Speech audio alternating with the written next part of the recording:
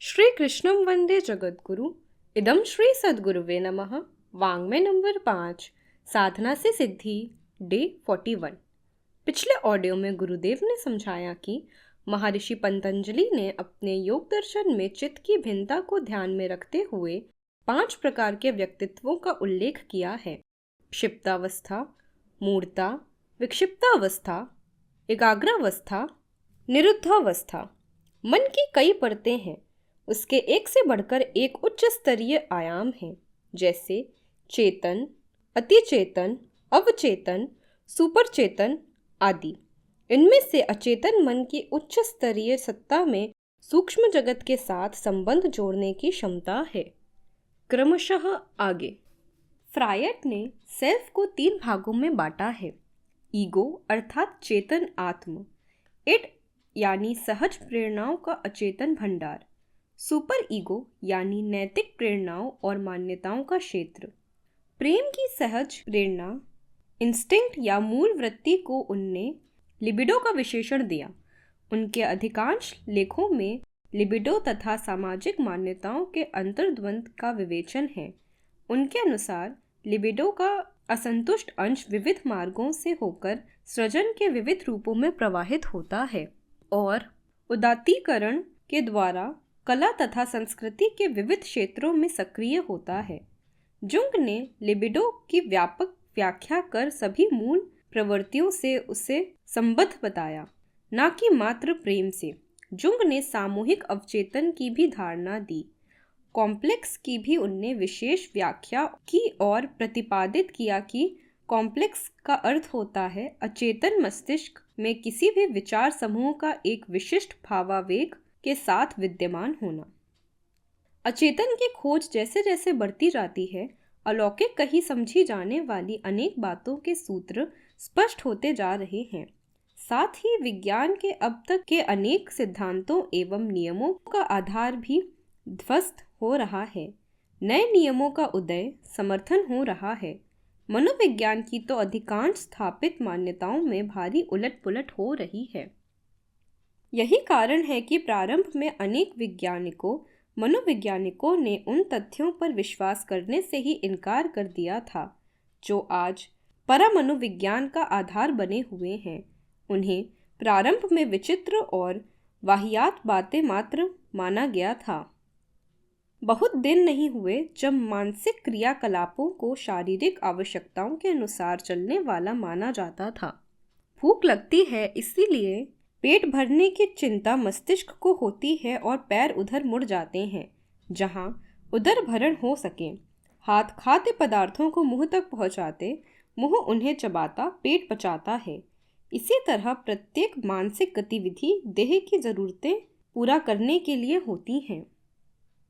अचेतन मन की प्रारंभ में जब जानकारी मिली, तब भी ध्यान इसी ओर दिया गया कि शरीर को जीवित, गतिशील रखने के लिए वह निरंतर हमारे अनजाने ही चलने वाले विविध क्रियाकलापों का संचालन करता है, जैसे रक्त संचार, श्वास प्रश्वास, हृदय की धड़कन, आकुंचन प्रसारण, पाचन विसर्जन, पलकों का झपकना आदि।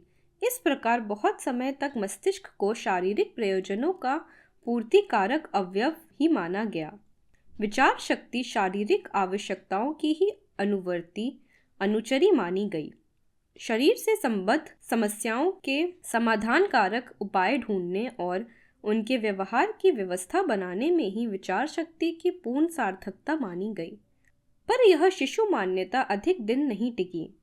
शोध क्षेत्र में प्रौढ़ता बढ़ी और धीरे धीरे वैज्ञानिकों का ध्यान इस ओर गया कि ऐसे भावों की भी मनुष्य मस्तिष्क में कमी नहीं जो शरीर को लाभ पहुंचाना तो दूर, उल्टे हानि ही पहुंचाते हैं। औरों के दुख से स्वयं दुखी हो जाने पर सेवा, लोक मंगल के लिए सर्वस्व निछावर कर देने, देश समाज, विश्व मानव के लिए अपनी सुख सुविधाएं ठुकरा देने आदि आचरणों से शरीर को तो कोई भी सुख नहीं मिलता, कष्ट ही भोगना पड़ता है। फिर यह भी देखा गया है कि भावनाएं व्यक्ति को क्रियाशील ही बनाती हों सो नहीं, वे तो शरीर और मन की सामान्य कार्य व्यवस्था को भी कभी कभी अस्त व्यस्त करके रख देती हैं। किसी प्रियजन की मृत्यु से हृदय गति अवरुद्ध हो सकती है, मस्तिष्क विक्षिप्त हो सकता है। नृशंस क्रूर कर्मों को देखकर भय से कई लोग अचेत हो सकते हैं, कुछ अन्य क्रोध से अत्यंत उत्तेजित हो सकते हैं। इस दिशा में ध्यान देने पर मस्तिष्क के अचेतन स्तरों की विशालता, विविधता की ओर ध्यान गया। भावनाओं का महत्व जाना गया। अमेरिकी वैज्ञानिकों डॉक्टर पॉल मैकक्लीन, डॉक्टर जोसे डेलगेडी आदि ने गहन विश्लेषण कर निष्कर्ष निकाला कि भावनाएं शारीरिक व मानसिक स्वास्थ्य को अत्यधिक प्रभावित करती हैं। व्यक्ति की अनेक शारीरिक मानसिक हलचलें इन्हीं भावनाओं के संकेत पर होती रहती हैं। वैज्ञानिकों ने देखा कि आहार विहार का अपना महत्व है, पर उतनी भर व्यवस्था सध जाने पर स्वास्थ्य ठीक ही बना रहे यह निश्चित नहीं। अध्ययन अध्यापक द्वारा चेतन मन की जानकारी बढ़ती है, पर शिक्षा सुविधाएं उपलब्ध हो जाने पर व्यक्ति मनोविकारों से रहित स्वस्थ मस्तिष्क संपन्न हो जाए यह अनिवार्य नहीं।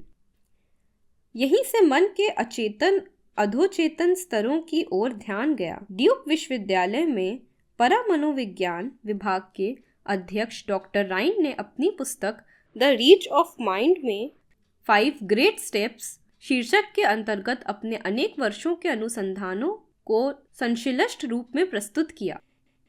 इस प्रकार अचेतन मन की अनंत सामर्थ्य के द्वार खुले। मायर्स ने इसे सब्लिमाइनल माइंड नाम दिया। मस्तिष्क के अचेतन स्तरों की खोज इन दिनों गंभीरता पूर्वक की जा रही है। मनोवैज्ञानिकों ने मस्तिष्क के 3 कार्य क्षेत्र माने हैं। पहला चेतन, दूसरा उपचेतन, तीसरा अचेतन। उपचेतन तथा अचेतन मस्तिष्क के क्रियाकलापों के बारे में जैव भौतिक विज्ञान की दृष्टि से अभी तक ठीक ठीक कुछ भी नहीं कहा जा सकता। इलेक्ट्रोएन्सेफालोग्राफ से भी इस विषय में कुछ स्पष्ट नहीं जाना जा सकता। अल्फा, बीटा, डेल्टा, थीटा आदि मस्तिष्कीय लयों से मस्तिष्क की विश्रांति, सतर्कता, उद्वेग, सुषुप्ति, स्वप्नावस्था आदि का भान मात्र होता है। मस्तिष्क के विद्युत चुंबकीय क्षेत्र की भी ऐसी व्यापक जानकारी नहीं मिल सकी है कि कुछ निश्चित निष्कर्ष उस आधार पर निकाले जा सकें। मस्तिष्क के मुख्य भाग फोरब्रेन बाबत मात्र 3% जानकारी मिल सकी है।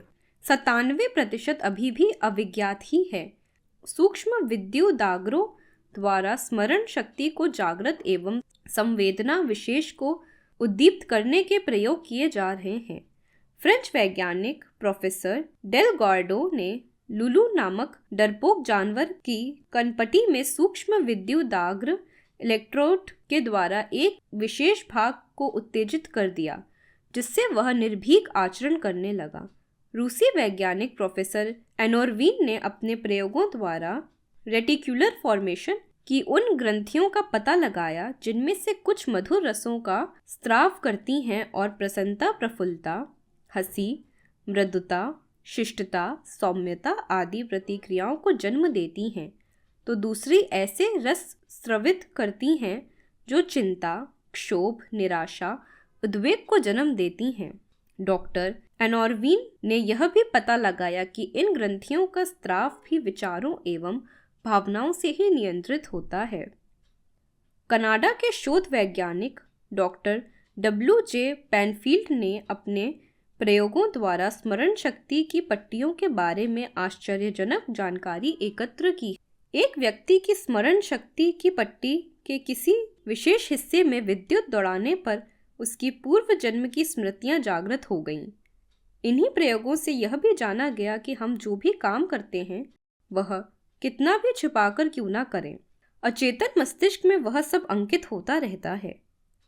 मस्तिष्क के इन अचेतन स्तरों का ज्ञान हो जाने पर आधुनिक सभ्यता का आधार ही बदल जाएगा। इस सभ्यता का वर्तमान आधार चेतन मन की क्रियाएं हैं। यह मन सदा बाह्य वस्तुओं और विषय सुख में संलग्न रहता है। जब अपने ही भीतर के विशाल खजाने की जानकारी मिल जाएगी तो उसकी प्राप्ति के लिए सचेष्ट हो जाना स्वाभाविक है। प्राचीन भारतीय मनीषी मानव मन के इन स्तरों की जानकारी रखते थे।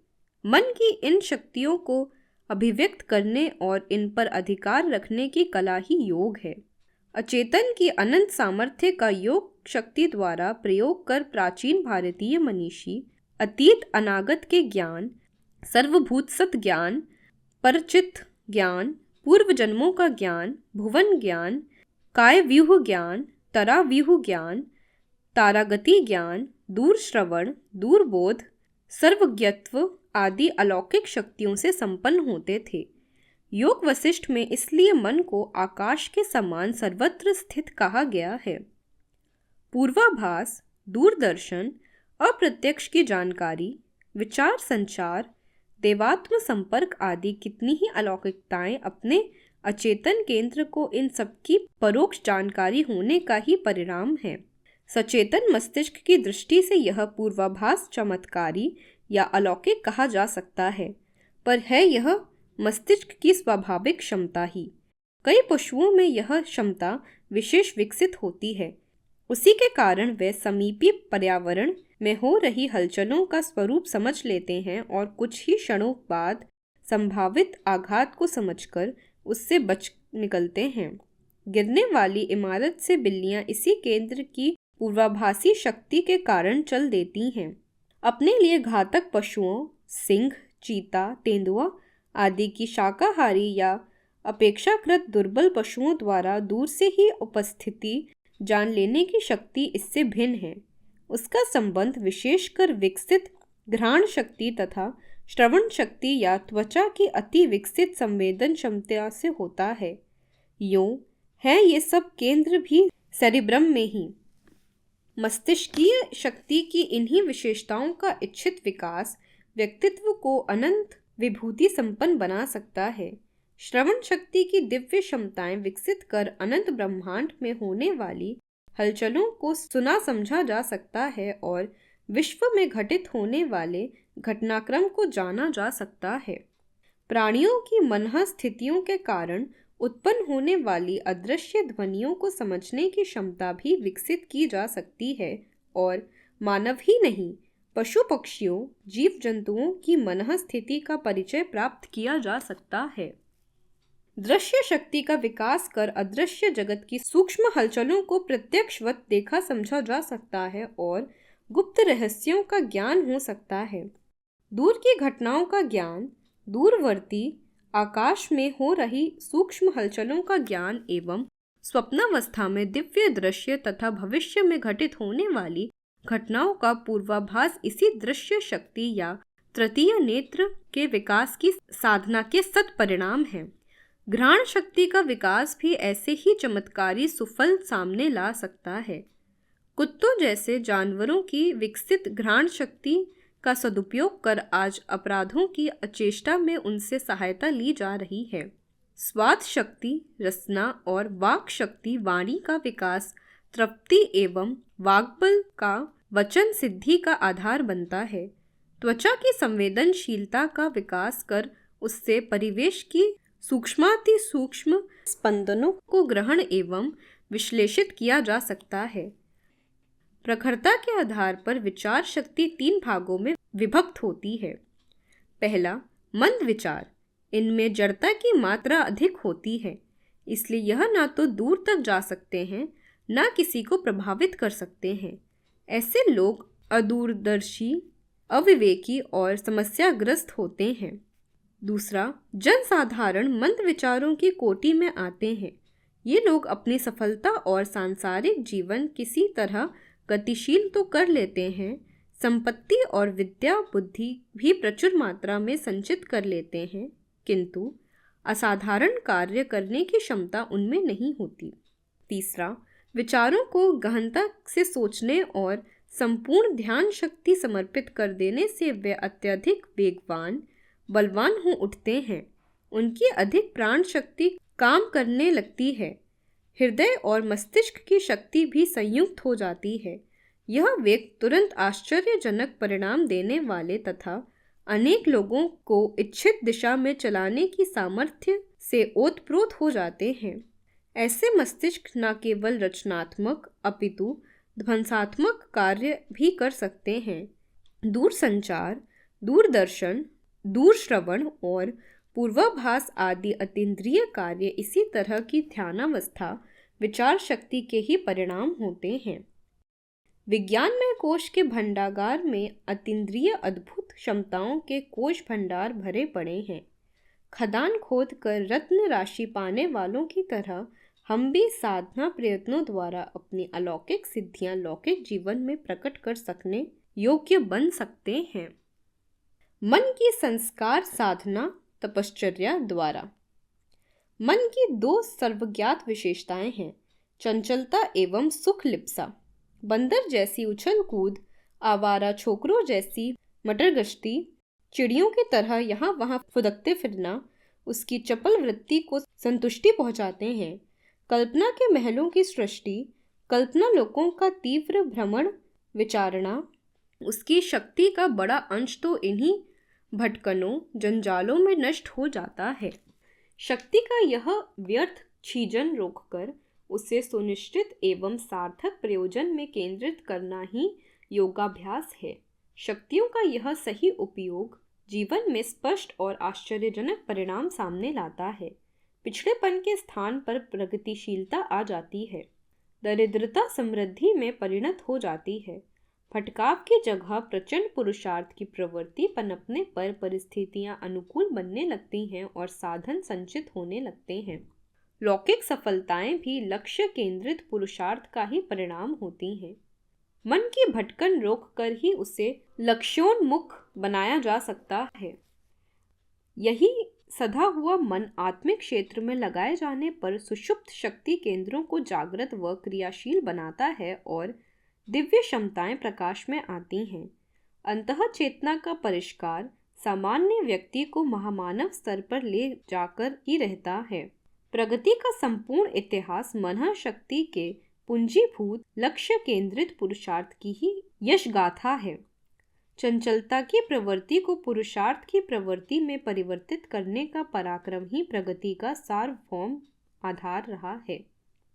मन की दूसरी प्रवृत्ति है सुख लिप्सा। शारीरिक सुखों के भोग का माध्यम है इंद्रियां। उनके द्वारा विभिन्न वासनाओं का स्वाद मिलता है। पेट और प्रजनन से संबंधित सुखों के लिए तरह तरह की चेष्टाओं में ही मन उलझा रहता है और इन सुखों की प्राप्ति के प्रयास के लिए प्रेरणा ही नहीं देता, बल्कि इनकी मात्र कल्पनाएं करने में भी बहुत अधिक समय नष्ट करता है। फिर इन भौतिक सुखों के लिए साधन जुटाने में भी मन को जाने कितने ताने बाने बुनने पड़ते हैं। इंद्रियों की प्रिय वस्तु या व्यक्ति देखने, सुनने, छूने, सूंघने अथवा स्वाद लेने की लिप्साएं मन को ललक से भर देती हैं और वह उसी दिशा में लगा रहता है। अहंकार की पूर्ति के लिए मन औरों पर प्रभाव डालने हेतु तरह तरह की चेष्टाएं करता है और व्यक्ति भांति भांति के ठाट बाट बनाता है। संग्रह और स्वामित्व की इच्छाएं भी अनेक विधि प्रयत्नों का कारण बनती हैं। इन सभी इच्छाओं आकांक्षाओं की प्यास को व्यक्त करने के लिए ही तृष्णा शब्द का प्रयोग होता है। अहम भावना पर आघात पहुंचते ही प्रतिशोध की उत्तेजना प्रबल हो उठती है।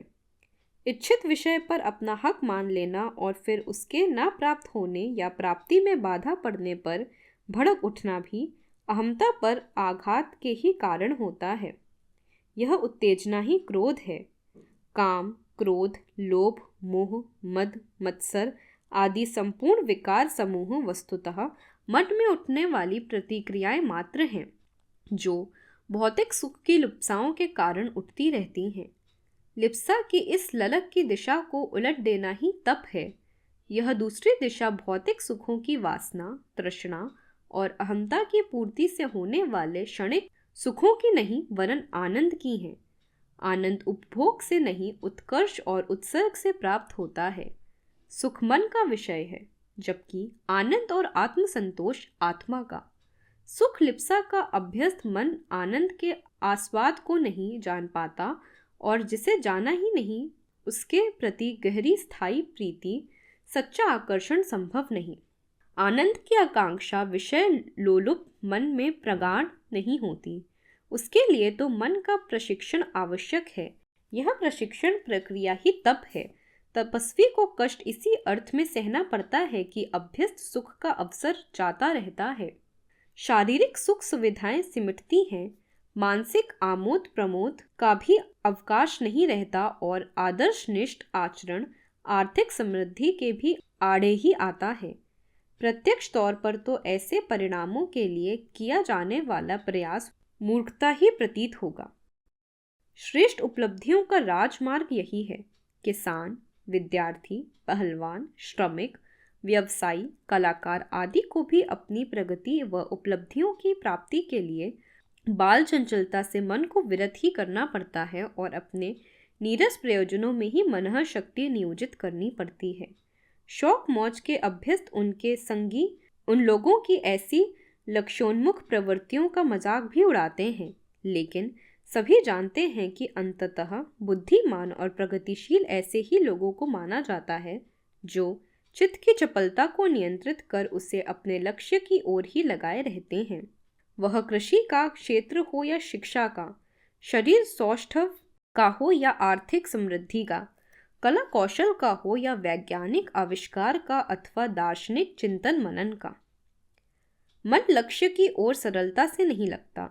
सर्कस का शेर जंगल से पकड़ लाए जाने के प्रारंभिक दिनों में अपने आक्रामक रुख पर ही अड़ा रहता है। उसे आज्ञाकारी, स्वामी भक्त तथा उत्पादक बनाने में समय लगता है। मन की चंचलता और सुख लिप्सा की अनगढ़ आदतों को छुड़ाने में काफ़ी समय लगता है।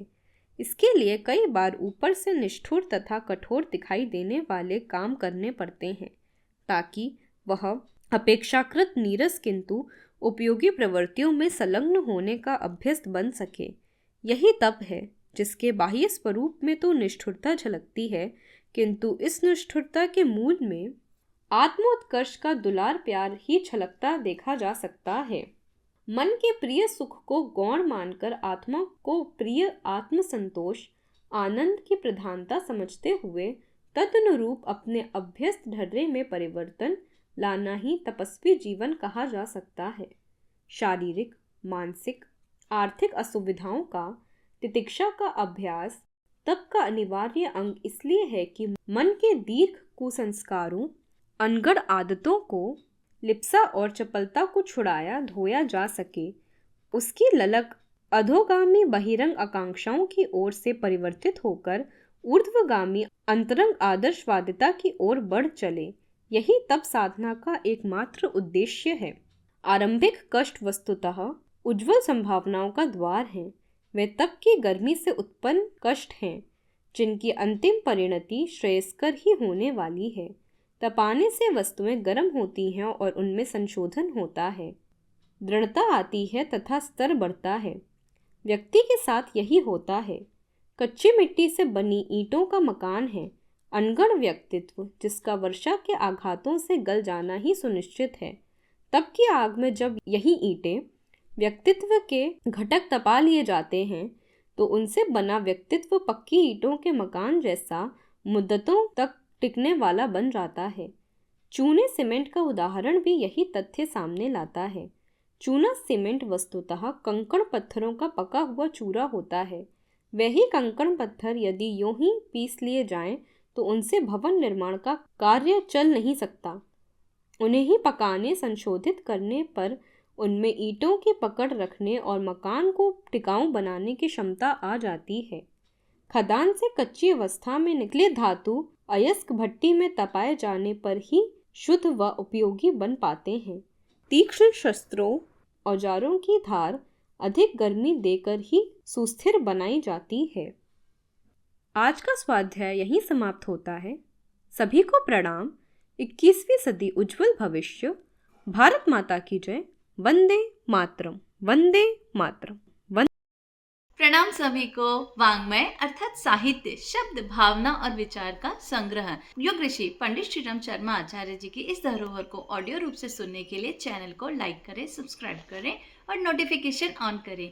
आइए गुरुदेव की वाणी जन जन तक पहुंचाएं। सभी को आभार।